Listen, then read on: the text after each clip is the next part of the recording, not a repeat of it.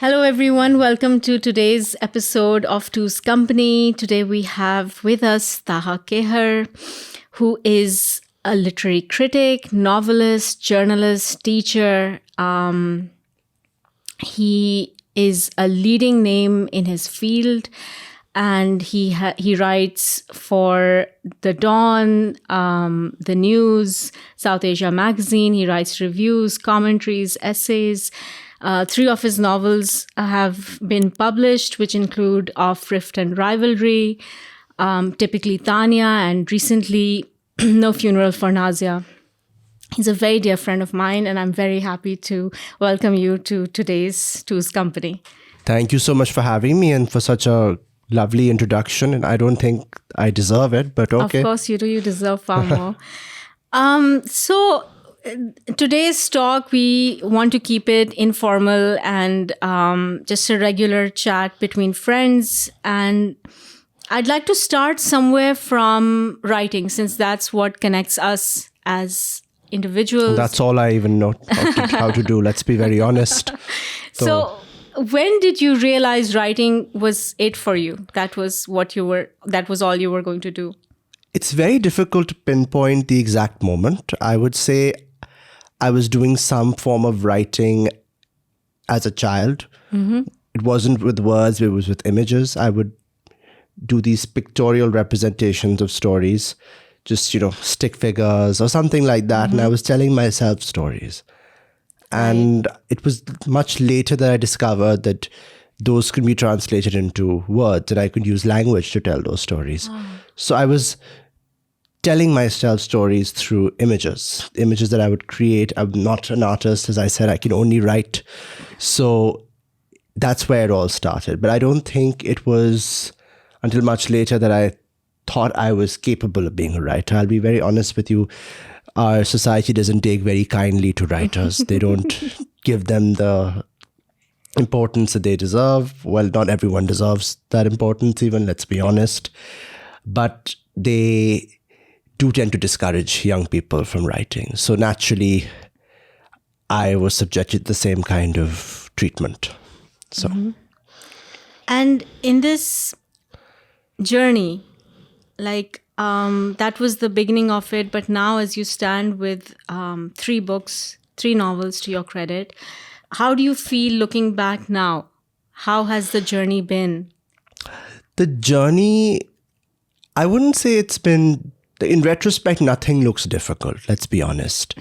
You think that, okay, मैं इतना लंबा सफर तय करके आया हूँ, but actually आपने कुछ नहीं किया होता, because there's a journey ahead as well. As a writer, you're always on a journey. You're always improving. Mm-hmm. You can't say मैंने एक किताब शाया कर ली तो मैं सबसे दुनिया का सबसे बड़ा writer बन गया या सबसे I'm the best. You can never be the best. You will keep learning, you will keep growing. And writing is essentially a journey. You can never stop learning as a writer. And you can also keep failing as a writer, which is also part of the journey. Mm-hmm. So I think if I look back, I'm glad I did this. I do want to go back and tell the younger me that, chill. You can start this later. You don't have to do it so early. Taha, in your journey, you studied law in London. Where does this connect to writing, or did you change, or does that influence or complement your writing? How does this feature? So I did a lot of things to placate people. Mm-hmm. My law degree was one of them. Maybe at some point in life, मैंने कह दिया होगा कि मैं वकील बनूंगा. So they held me to that. And they said, if law school जाना है, maybe you condition yourself as a child. आपको क्या पता होता है कि, आपने क्या करना है? As a 13, 14-year-old, you have to be very driven and motivated to know. And even then, life has a way of shattering those illusions.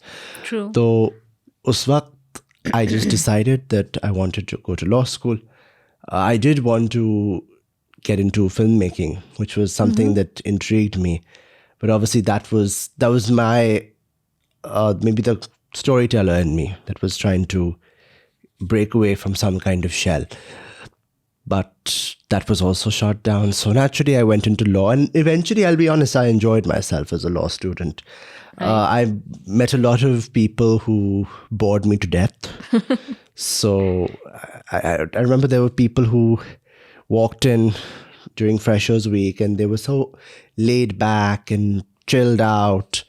And just, as the year progressed, they were wearing suits. And I said, "Inko kya ho gaya?" Because they were all obviously trying to impress. Lawyer ban jaye. They were trying to impress people. They were trying to get those cherished positions, training contracts. Pata nahi kya hota tha. And I didn't want to do any of that. I just took it as an academic discipline. I was learning it. I'll be honest, I could have made a kick-ass lawyer if I wanted. If I wanted. Never wanted it. So yeah, it was more like an exercise. So in life, when I need someone to fight my case, I should come to you because you have those skills. I'll recommend good people. That's what I can say. I can give you some basic level advice. And I said, actual vakeel se jaake baat karo. But I think now that I think about it, legal training was never really something that held me back from writing because it was a lot of reading and it was a lot of writing. तो उसका हम कुछ अब कर नहीं सकते. So naturally I was writing, even if the society or whoever it was colluded to get me not to write, I was still doing the writing I had to do. I relate to that. I think if you just love writing, you can find it in any form. When did you start writing? That's the most important question. I think for me, it came from a world of reading. Huh.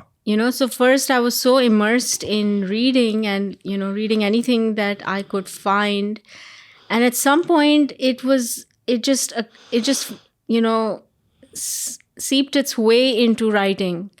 And one day I had written a poem and it was like, I think the first one that I remember was about my father and it rhymed and the poem rhymed. And do you remember any lines from it? It was about the King of Hearts. I remember that. Like, I don't remember. What did you rhyme heart with? I don't know. Something wrong is coming into my mind. Never mind. It's coming into my mind as well. But it was... It was like a very emotional kind of a poem, like, for your father and things like that. But uske baad, I remember reading Emily Dickinson, After Great Pain. That was a poem that had significant value for me. फिर मैंने कुछ उर्दू में भी लिखा और मेरी friends में बड़ा मशहूर हो गया and everybody was quoting it. Urdu की भी शायरा नहीं, मैं नहीं हूँ लेकिन मैंने कुछ लिखा था, which my friends at that time, I was 15 and they enjoyed it. But I never took it seriously. I was like, it's just one more fun thing to do, but I liked doing it. I just kind of stepped into it like that till some teachers actually said, hey, you're good at this. This is interesting. So, but I think writing is in all of its forms is interesting. So, and you are a journalist and a novelist. How do you balance these two? Because and could you speak a little bit how they are different fields or how they are similar? So I'll be honest, I go around saying I'm a journalist. I haven't worked as a journalist in a very long time. I do a lot of freelance work and it's so comment-based and opinion-based that I don't even want to call myself a journalist. I'm a stickler to definitions and things like that. I prefer calling that reporter a journalist. Even as a sub-editor, I used to be so afraid of calling myself a journalist. But I think journalism is more objective, more fact-driven. And I think someone had once told me that as a journalist, you have the ability to become a very good fiction writer. Mm-hmm. I don't think that's the case because maybe that prepares you to write more because aapke paas wo discipline rehti hai. You know कि I have to put a certain number of words down a day and sometimes you're filing multiple stories a day. It's just about maintaining a discipline. So maybe you have the ability to do it. But I think there's more to fiction writing than just pure fact-driven. That's where I am also at. When it's all about reporting and facts and figures and logic and reason and this happened or maybe a certain sensational approach to it.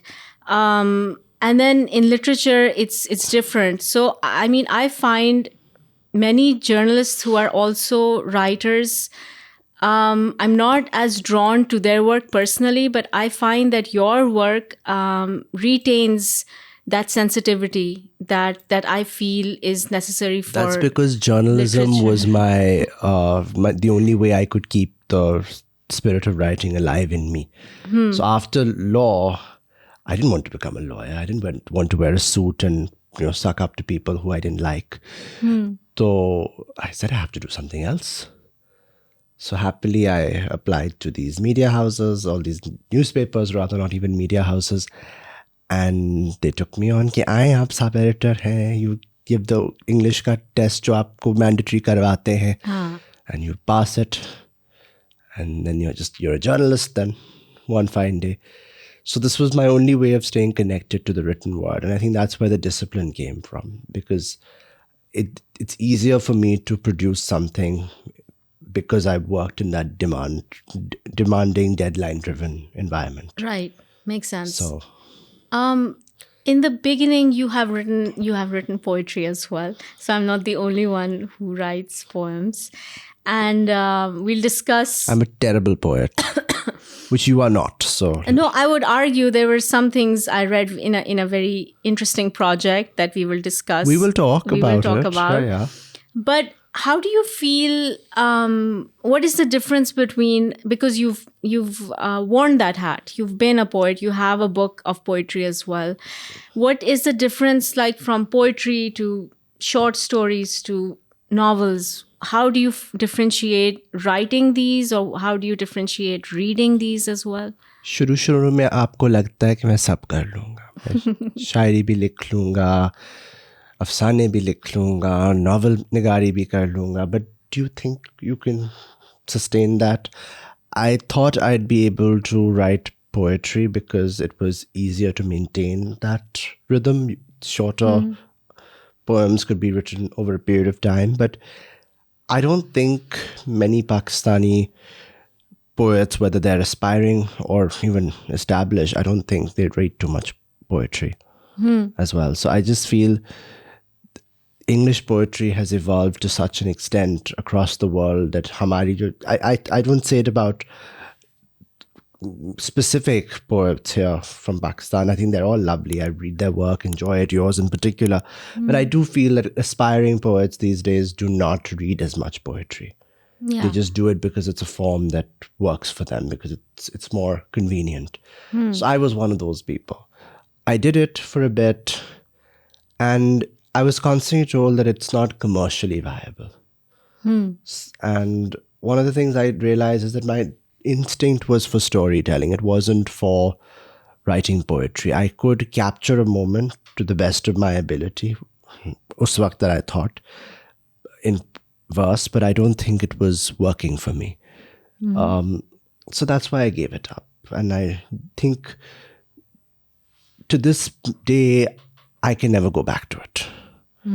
With novels, I feel more comfortable. With short stories, I'm scared. I'm terrified even now. I'm too scared. Someone told me just a few days ago that a short story has to be perfect. It just has to be perfect. And you can't have even a little bit, even the slightest deviation. यहाँ की वहाँ कोई चीज़ हो जाती है, your story just loses its spark. So I'm terrified of writing short stories. I do them, but I'm too scared to put them out there. I tell this to a few people that I have a Google Doc of stories I've written in the last few years, and they're short. I shared them with you in this project, which we haven't discussed yet. But It's coming up. But I love how we're throwing teasers in every now and again. So I just let it be there, and then if somebody is interested, I'll show them one, then I'll show them another, then I'll show them a third one. Just to get an idea. I don't do that with novels. For some reason, the longer form works for me. I don't know. I need to understand that psychology. But you've also started writing prose from poetry. Tell us a little bit about that. Why have you made that shift? And in these last 2 years, I have moved from poetry to memoir, to short stories. and now even to trying my hand at playwriting. And I think it's the same thing. It's like if the interest is in writing, and I was encouraged by some friends to try out new forms. And I've done poetry for so many years that it was very difficult to kind of break the mold and try something new. And I noticed that in writing stories, the language is different. It's about getting the story there. And so I started working on just the story and not concentrating that much on language, which was used to be my main focus in poetry. So it opened a whole new world of different kinds of things you can do with the written word. And I think that is the most fascinating thing for me, or for a writer, to be in that space and to know that there's so much more to explore. And I think now maybe we can talk about our project. We might as well. Tell us about the project. So we have a forthcoming book which has just been signed on by a publishing house, and we would like to announce it formally at Two's company. And Taha, can you say a little bit about it? So what was the title again? Story Circle. Story Circle. See, this is how it happens every time. Story Circle, Letters on Creativity and Friendship. This is basically a book of letters that me and Fatima here decided to put together. We set aside 5 weeks last year to write letters to each other, not in the conventional way where we were putting lifafas together and stamping things. We were just writing them and sending them over email. And now these letters are going to be published, hopefully within the year. I hope, inshallah. And tell me a little bit more about that, or tell everyone else about it. It was a very interesting exercise. And one day, Taha and I were speaking on WhatsApp, and the conversation was just running forward. And it was overflowing, more to say. And Taha suggested, hey, what if we write this in a letter and let's take it over to email? Basically, I didn't want to saturate my WhatsApp. So that's how books come to life. And it was a very intense journey. It was a very we got to know each other in a different way. In these letters, we spoke about so many things, everything under the sun. We spoke about friendship. We spoke about death. We spoke about love. We spoke about creativity, life of a writer. Primarily, it was discussions about literature, discussions about living as writers in the societies where we live. And that is what makes that project very memorable. And it features poetry by Taha and me, and also some short fiction and some other creative pieces. So we just wanted to formally announce Story Circle. Yeah, it's coming out. It's coming out soon. Talking about novels, I'd like to take a little time and speak about No Funeral for Nazia, which is about what fascinated me about Taha's most recent novel is that it's about death, and yet it is created in such a way that it is a celebration, something that doesn't really come to your mind when you think of death. So, Taha, why celebrate death? I wouldn't say that death is something you can celebrate per se, but it's something you should fear. It's inevitable, but it's something that we have to have discussions about it, conversations about. Generally, society, maybe we don't talk about these things. Why? Because then it leads to conversations about property, aage kya hoga, all of that. That's why we tend to avoid these discussions. So this novel is basically about a woman.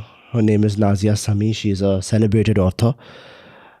I don't think she's a real person for sure. None of us are celebrated authors. But she is. and she's done very well for herself. And she tells her sister that when I die, I want to have a party instead of a funeral. And the book begins with Nazia dead, Yes. and the day after, where arrangements are being made for this party, and 6 people are invited. These are her friends, her family members, and they're all supposed to go through a process, which I don't want to reveal too much about, but of course we can talk about it. They're asked to go through hypnotherapy Yes. to resolve all the issues they had with Nazia. Yes. So- and that is a very fascinating thing. One, I just want to quote from your book. What's there to celebrate about death, Popo? Soraya asked in disbelief. Isn't death all about grief? The usual Rona Dhona. So these interesting arguments are involved in the text itself, where you are discussing this, and there's a witty take to the whole idea about funerals. I think the very first line of the novel is interesting to me in how it talks about memory, and that line is, Noreen rose from her wicker chair and sauntered through the cobbled tracks along the lawn like Nazia used to. And this is fascinating to me because Noreen, Nazia's sister, is now walking exactly the way Nazia used to. And it felt to me like a form of intimacy, that you want to actually become that person who you've lost. So even though there is this idea that it's not the usual Rona Dhona and there is like a witty take to it, there is this resonance to it as well in such moments that she's actually missing her so much that she just wants to repeat her actions. She just wants to do the very thing that she was doing. I found that very intriguing. And then these characters go into hypnotherapy, because you're saying also through that narrative, you're saying that it's not easy. Hey, it's not easy. All of these people have suffered a loss. All the people who knew Nazia, who were close to Nazia, have suffered a loss. And how are they going to process these emotions? So Nazia has a plan, and they go into hypnotherapy. Hypnotherapy is really fascinating. I do want to discuss it. I want to discuss your research on it, what you think about it. Also, would you let yourself be hypnotized?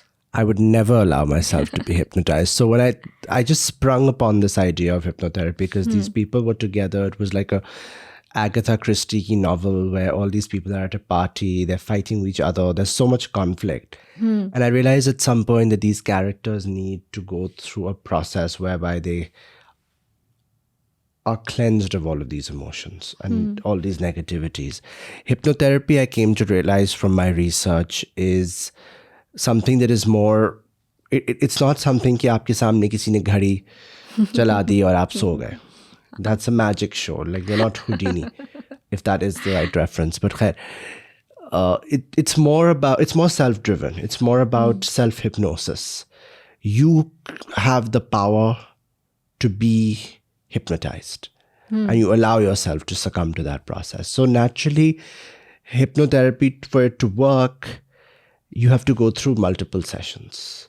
These people are told, अच्छा आप ये करें, आपको पैसे मिलेंगे. So there's an incentive, but there's no willingness, which is not just in terms of just consent. In terms of, psychologically, they're not willing to go through this. They're driven by greed. So what do you do in those situations? I realized that their involvement with this process would not be something very long term. It would be fleeting. It would be difficult for them to come to terms with it. So naturally, I couldn't go too deep. I had to keep it at a certain level, and there had to be some resistance from each of the people who are being hypnotized. So when I told myself that I'm going to explore this idea, I spoke to a hypnotherapist, and I was terrified because I read this book on mind hypnosis where obviously it was not by somebody local, so therefore the belief systems were all completely different, but it was about past life.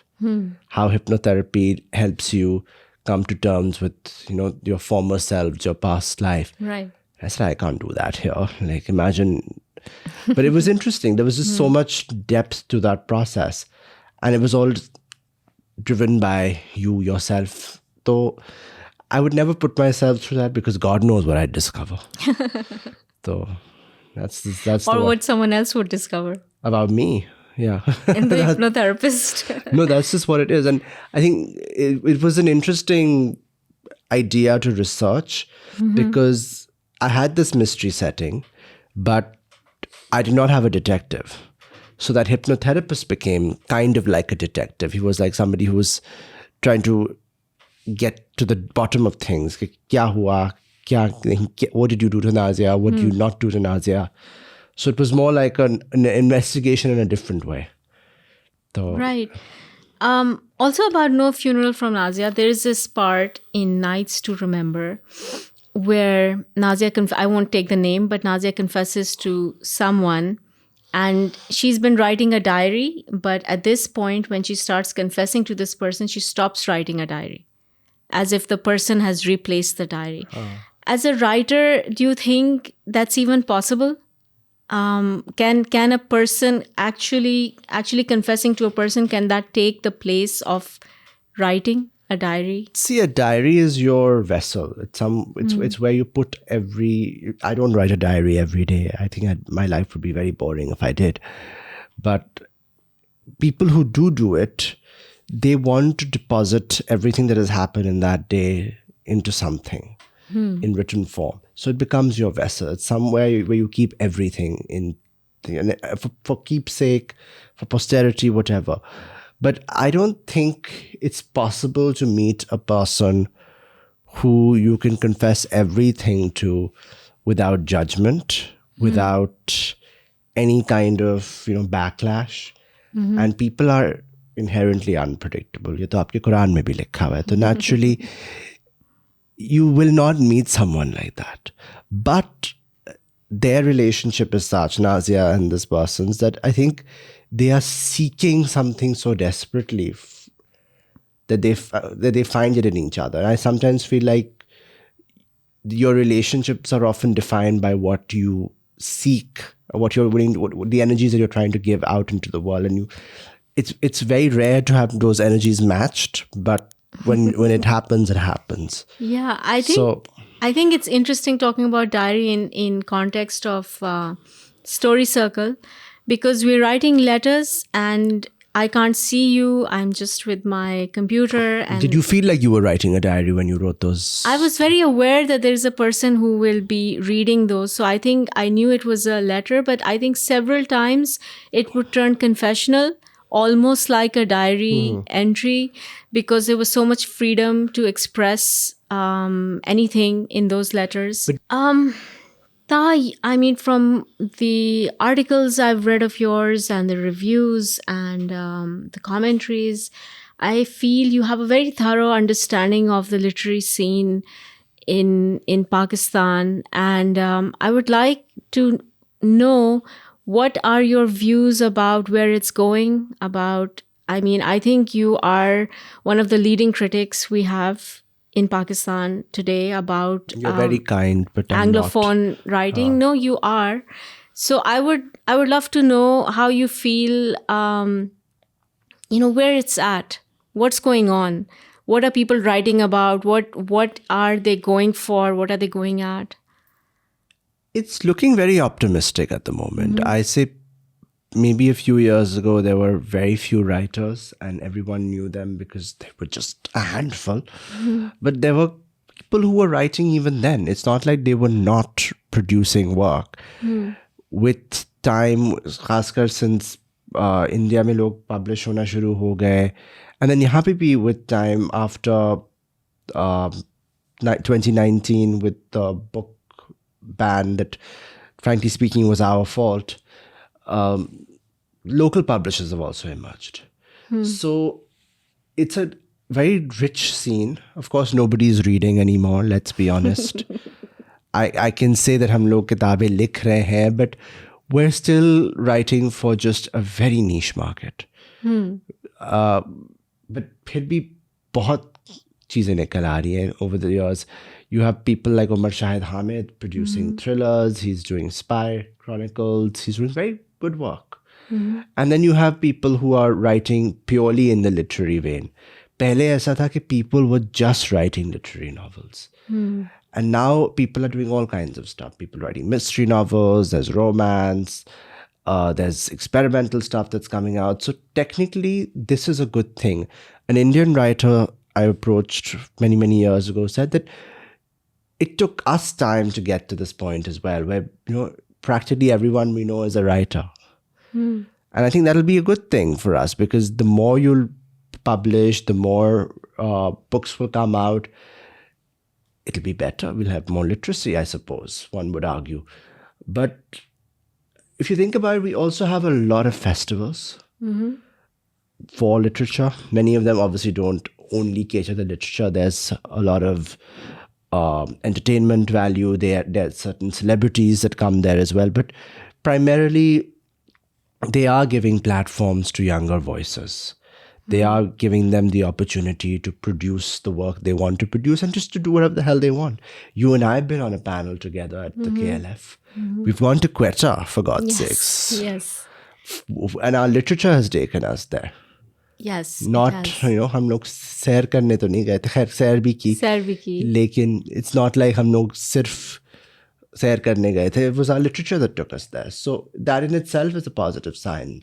And I think वो जो Quetta Literature Festival, we met at the airport, I believe, and I had not, we knew each other kind of, but because we had done a panel at the Karachi Literature Festival. Yes, आपको याद होगा. but हम लोग जब वहाँ पे मिले थे, तो we weren't really friends like that. And we started this conversation, which went on from the airport to the plane. We sat together, and then in like the van, and then the rest house at in Quetta, and we just, this conversation But that's just how went on literary and friendships start. It starts with this desire to talk to somebody who you share this one common thread with, which is writing. अब बात यह है कि हम एक competitive world में भी रहते हैं, where usually writers are in close competition with each other. They're trying to ruin each other's careers. खैर मैं क्या नाम लूँ अब. But this is the reality. So it's very rare to find that kind of literary connection. I think we discussed that in Story Circle, and the whole feeling behind it was that these are two writers discussing and talking about life, about reality, without wanting to kill each other, without. Don't you think writers are naturally very insecure? And I mean, I've always felt that way. They carry some self-doubt in them, which leads them to the blank page, and automatically, yeah, you were saying something. I'm just saying, isn't that true about everyone, though? Everybody who's a non-writer as well, everybody has insecurities. And I guess writers are lucky in the way they kind of find the blank page, and they can channel it, and they can find this catharsis in that. Can you find catharsis? I don't think I can. Like I can do my best, but एक वक्त के बाद वो रहती है चीज.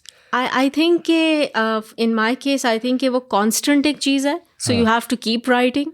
But momentarily, I think it does provide relief, catharsis, or some kind of understanding, and sharing work. But it's interesting how most writers feel this way. But when it comes to competition, they're out there, guns blazing, prepared to kill each other.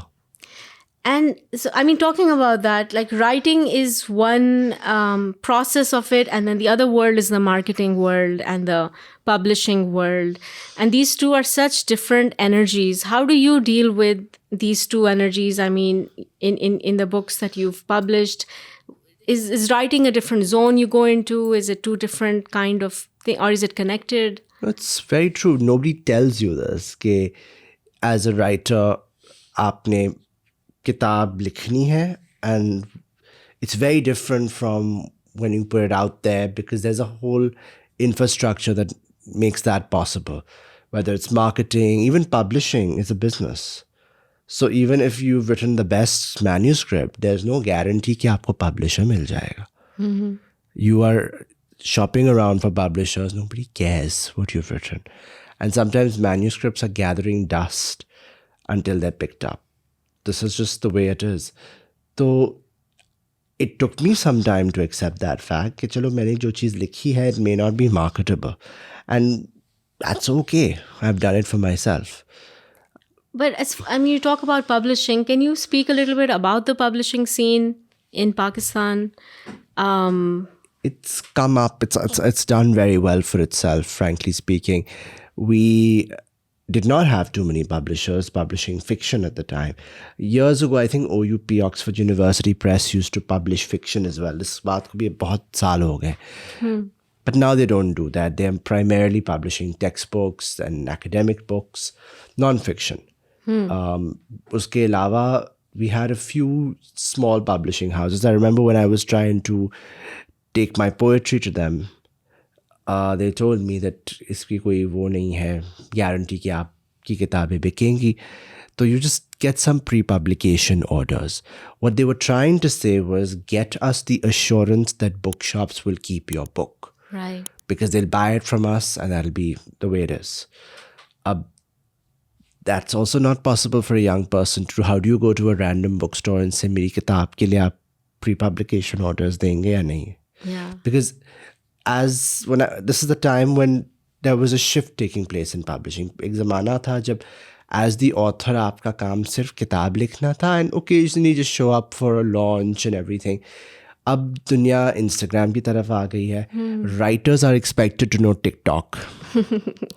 So literally I do have to spend a little part of my day trying to figure out TikTok. Maine TikToks banaye bhi hain. Acha. Not in the way we think TikToks banaye jate hain, like the way we see it on TikTok generally, but like I don't have that kind of skill set.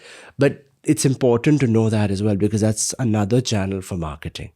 Right. So I don't think we have that kind of education also as writers. We just assume कि हम अपनी एक utopic notion होता है कि हम बैठ के we're writing. We spoke recently about somebody who did that, had a picture taken as a writer. Yeah. And it was so peaceful. And honestly, like we would think that writing it should be pictured with like the monster self, because you're facing all these different sides of yourself. You're trying to write something. I now write with a unlocked door, because when I lock the door, people knock the door. Knock on the door. So there comes a point where you're like, yaar, jaan chodo, kaam karna hai. Also, when you're writing, like unfortunately, there's a writer, her name is Anita Desai. She was a mother of 6. She's now 80 something. She used to say कि जब मेरे बच्चे school चले जाते थे सुबह 7:30 बजे, I used to write from 7:30 to maybe 2 बजे तक. And जब उनकी summer holidays आ रही होती थी, I used to quickly work on a draft कि ख़त्म हो जाए, फिर ये लोग आके तंग करेंगे. And that's the life of a writer. You're constantly dealing with this desire for creative space as well. And not all of us have the gift of creative space, because all of us have demands imposed on us. We have different lives.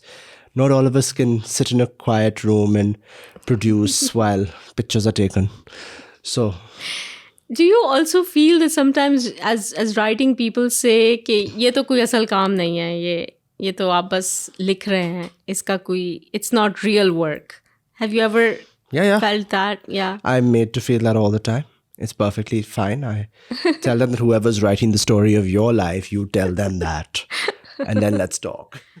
Taha, No Funeral for Nazia had some fascinating characters. I'd like to discuss, where do these characters come from into your mind, into your imagination, in your personal journey, and even as a writer or any writer, what's the process like? Where do they come from? Well, reality primarily. I'm not going to say that I lift them from reality and I make them part of my work. That would be like stealing from life, which I don't think anybody should do. Every character is a composite. It's very rare to have a character that is completely lifted from life. You will give them certain qualities. Now, the way I see characterization, it's not in the stereotypical कि उसके काले बाल हैं या घनी जुल्फें हैं और लाल बकवास. That's not the only thing. The character has to come to life. It has to be something that has certain qualities to it. Maybe the way they speak, maybe the things they do.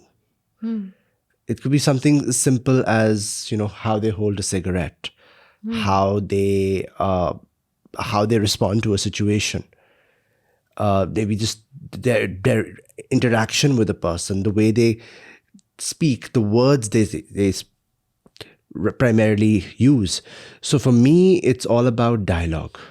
Dialogue se aapko pata chalta hai where a character comes from also. And sometimes the process of writing dialogue actually tells you more about a character. Aapke dimag mein ek hoga character, but it's not ideal. I don't think many people like the way, because of Netflix these days, we make our writing more cinema oriented, almost like हम लोग script की तरह अपनी writing लिख रहे होते हैं. I don't mind that. I don't mind those kinds of narratives because we are competing with Netflix. So if that is drawing audiences towards itself, we also have the right to bring audiences towards ourselves, right? So if we make the writing more cinematic, there's no harm in it. That's why for me, dialogue is a way of discovering a character.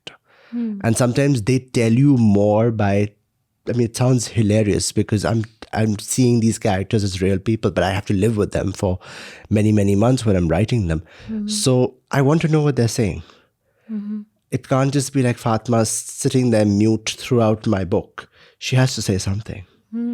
She has to be able to voice her opinion. I can't just say, "Acha wo apni." She's, moving her lashes, she's nodding her head, she's turning right. That's fine. But what is that character's feeling? That character's emotion, it all comes out through the words. Sometimes it doesn't come out through words. Some characters are reticent. They don't like to talk about what they're going through. So what do you do then?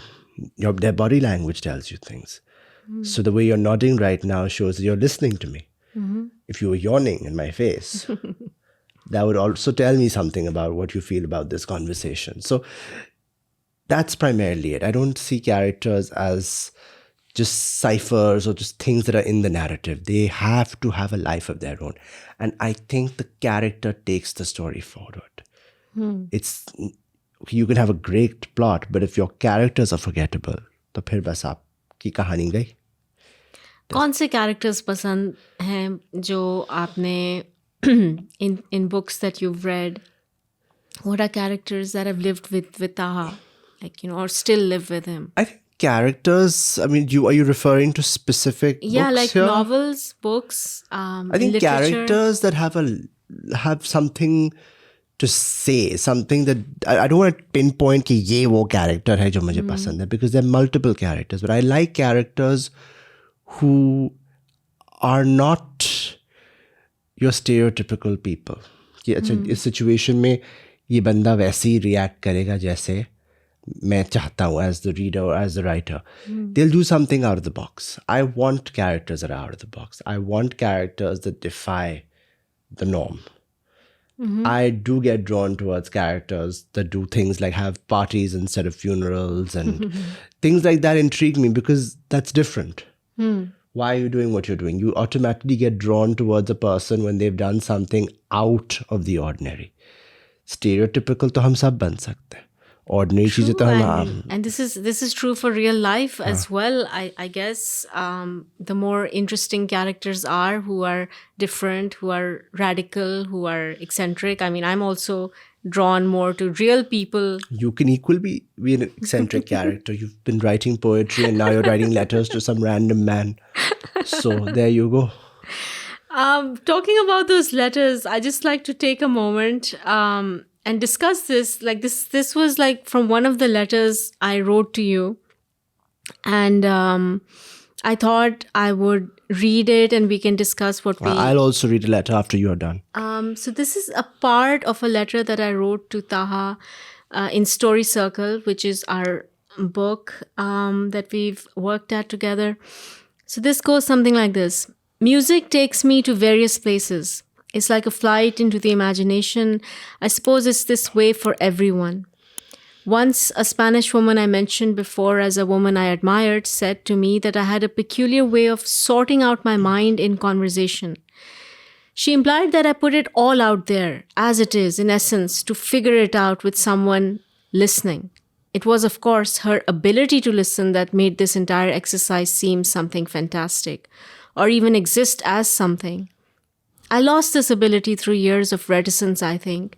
As life and experience became more complicated, I suppose I did not have the know-how anymore on how to express myself with such abandon.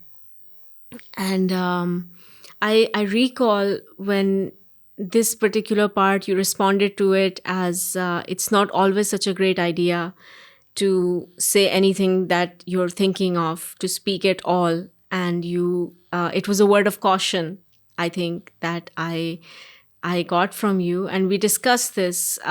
Could you Say it all in your head, but don't say it out loud. I think yeah. that's what I say. And then yet, how will we become those interesting characters or those eccentric characters if we don't say it all or say anything out loud? Those things which are, Sometimes with just being self-censorship. silent and that moment when something is happening to you, for instance, where this is a scene and, for instance, you're yelling at me right now and I just stay quiet. That says a lot more than me responding. True. What do you think it tells you if I'm quiet? There's something going on that I don't know about, that I don't understand fully. Maybe I'm choosing to remain silent, and then then there's that whole mystery to it. कि ये क्यों चुप है? ये क्यों चुप है? And then there's an entire novel there. So there you go. Isn't there a quote by Virginia Woolf? Is that I want to write about things that people don't say, something like that. Let's hear. So this is also oddly enough, you're speaking about someone who we. So even though we wrote these letters in a very unfettered way, कि सब हम लिख देंगे, कुछ चीजें हमने change करनी पड़ी, जैसे कि नाम नहीं बदलते तो लोग हमारे पीछे आते हैं, और naturally we don't have the time for lawsuits because we have other things to do, like decipher why Taha was silent. Okay, so this is referring to Isabella, right? Yes. So I, oddly enough, when you told me we're going to read as well, found something related to Isabella.